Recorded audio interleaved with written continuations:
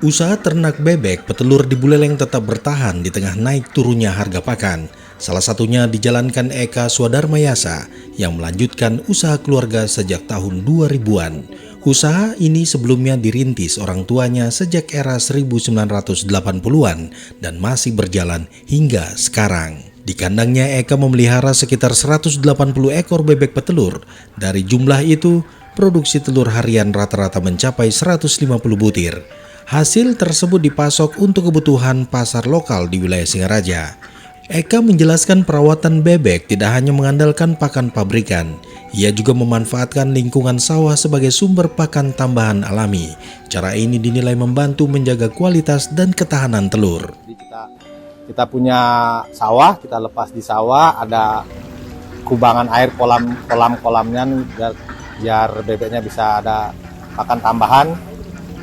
Karena kalau ada pakan tambahan alam itu bisa menambah kualitas telur dan daya tahan telur. Biasa kalau pakai di kandang aja bebeknya tanpa ada pakan tambahan dia bisa berumur 5 hari gitu.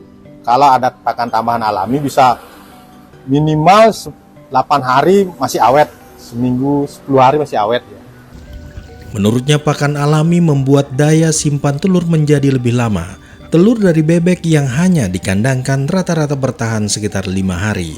Sementara dengan tambahan pakan alami, telur bisa bertahan lebih dari sepekan. Untuk mendukung produksi, bibit bebek didatangkannya dari wilayah Seririt. Bibit siap bertelur berumur sekitar 2 bulan dengan harga berkisar antara 80 hingga 90 ribu rupiah per ekor. Pemilihan bibit menjadi faktor penting agar produktivitas tetap terjaga.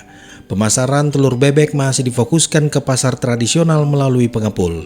Konsumsi di Bali lebih banyak untuk kebutuhan upacara dibanding konsumsi harian. Kalau penjualan kita masih sekitaran Singaraja, jadi ada pengepul di pasar. Jadi karena kita di Bali untuk konsumsi telur untuk dikonsumsi perorangan itu jarang. Jadi sebagian besar untuk upacara.